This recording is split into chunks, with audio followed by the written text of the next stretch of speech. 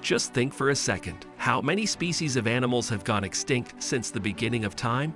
Many of them were simply amazing. Alas, most of these animals can now only be seen as computer models, nothing else.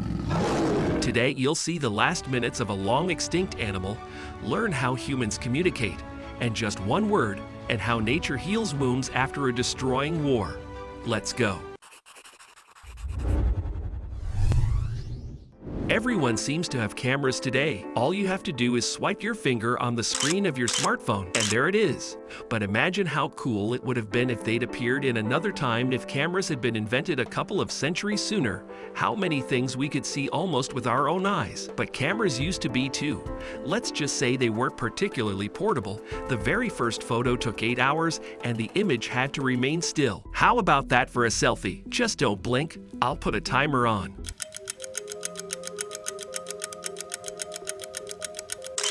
Anyway, to hell with the first picture, look at this. The world first saw a camera like this in the 1900s and was probably very surprised. The weight is 640 kilograms. Looks like a medium-sized white shark, but you can see the size yourself. Imagine walking around with such a device. Take a picture of me by the tree. Of course, dear, let me bring the bulldozer. For a long time, photos were a luxury because cameras were only used for something important. This gigantic thing was created specifically to take a picture of the Alton Limited train for the 1900 World's Fair in Paris. And there were also video cameras. All footage of this time is a real rarity, but these are the ark and stone in the known treasury. You're looking at the last footage of Titanic. I don't even know what amazes me more, the fact that this footage even exists, or the fact that most of the people you see in the footage died in the freezing water. Just days later, including Captain Edward John Smith. You could say that right now you're looking into the eyes of a man in his final hours. The captain's body was never found. It's creepy. However, the story of the thylacine looks no less grim. The thylacine you can see now was called Benjamin Moore. Rather, it was called this. It's the last of the thylacine, uniquely endemic to Australia. These mammals have been through a lot. They were known to the local Aborigines as early as 1000 BC, but couldn't survive uncontrolled hunting by humans. Okay, we can't say that the thylacines themselves were harmless cuties. They stole farmer sheep, ate birds, and even animals caught in traps. The incredible ferocity and bloodthirstiness of the thylacine were legendary, and there was a bounty on their head. About 80 years ago, the government put a very high price on his head, and then the story changed dramatically. So the result was quite predictable. This video, taken in 1935 at a private zoo, is the last footage of Benjamin's life. On September 7, 1936, he died, and scientists officially declared its species extinct. All we're left with is sad footage of a wild animal trapped in a cage. End of story. But really, things aren't so unambiguous with the thylacines. Since the mid-20th century, the species has been considered extinct, or has it? And I personally believe that it does still exist. Theoretically, a few individuals could survive somewhere in the backwoods of Tasmania and then gradually increase the population. Every now and then there are eyewitnesses who reported seeing a thylacine with their own eyes. Some even managed to catch it on video. As it should be in such situations, it's terrible quality. Well, I don't know. There are just so many unusual animals in Australia that could have been anything. Maybe somebody's dog or a bald dingo. Okay, the video could still qualify as proof. But this? Do you have a thylacine though? No. Much more better. Drawing of a thylacine. What about ancient people? Something better, the footprints of ancient people.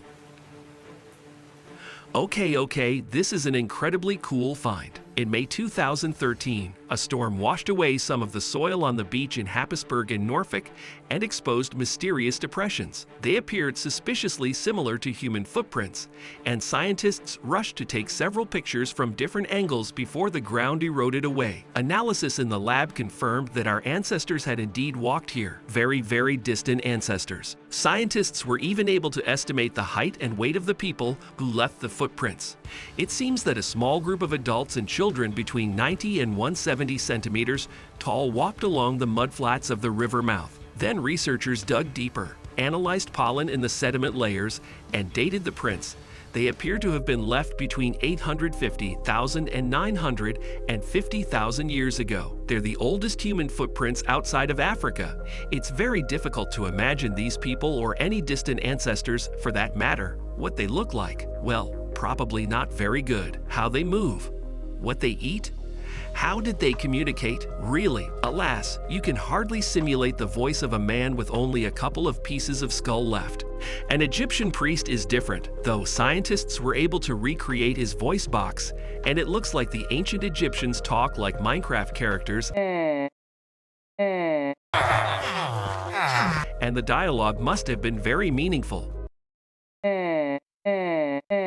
Come on, it's real fun. Who's not having fun, though, is that Tono guy. He won't tell you his name, what time it is, or how to get to the supermarket. Just. This is what the effects of brain damage look like on the left side. In the frontal lobe is the Broca's area, the area of the cerebral cortex that's responsible for many things, including speech.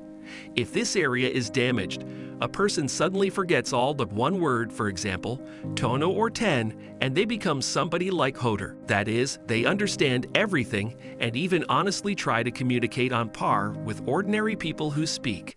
It's okay. I know. Maybe it's English, now not speaking. The only thing that comes out is of this is a little frightening. The human brain is such a complex organ that the slightest aberration can make you speechless, or it can turn you into a genius. Stephen Wiltshire is an artist who's been diagnosed with savant syndrome or within an island of genius on the autism spectrum. In Stephen's case, it's a phenomenal memory. He's able to draw a detailed landscape with just one glance, and it'll be a perfect replica of reality. Just compare his work to a shot of real London. It's incredible. Stephen's talent is a huge rarity, but if a man like him had lived at the beginning of the last century, imagine how many stunningly accurate images we would have gotten. However, film can make up for some of that.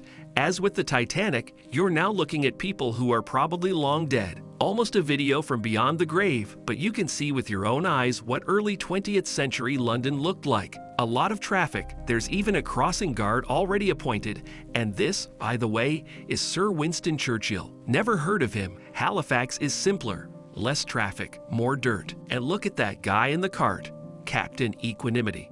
Otherwise, the turn-of-the-century footage is remarkably similar to today's, except everything's in black and white. And there's always a friend to ruin an archival video. Many important events in history have left no pictures or videos, but we can see the consequences of what happened, especially when it comes to war. Wounds on the Earth's body heal much more slowly than human wounds. More than 100 years have passed since the Battle of Somme, but memories of the bloody battles can still be found in these places. And not only this battle remains in the memory of the planet where there used to be trenches. Today, everything seems to be covered with bizarre scars. In the places where the explosions took place, the soil still looks like a mess of hills. The people who did this are all long dead, but nature still can't get back to normal. It simply has nowhere to hurry. The average human lifespan is 72 years. The planet has millions of years. It'll make it, and it might as well take the memories of humans with it, just like this bicycle tire. Tire still spins. Said it's a pretty cool little story behind this thing. In the 50s, its little owner once forgot his bike entitled to a tree, but the boy never liked the bike, so he just left it here. Only decades later did the now-grown owner of the bike stumble across it again and found it had been eaten by a tree. I'm not sure this story can be called an example of the harmonious coexistence of man and nature. There's a more interesting case in California. There are 3 sequoias there that you can drive through. I mean, literally. Classic Benz Beamer coming through there. Pretty cool stuff. Though they're alive and well and still growing. Although it's hard to imagine how much higher they could grow. The tree are about 100 meters tall, and they're said to be up to 2,000 years old. At the same time, there's a tree in Iowa that I call an attention test. If you spot it in time, you stop. If you don't, there's a 30-meter poplar waiting for you right in the middle of an intersection. What tree?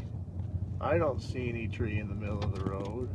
It's believed that back in 1850, a cartographer cut off the poplar branch to use as a cane and then stuck it in the ground, marking the corner of the lot. The conclusion is don't put sticks anywhere. We'll see you around.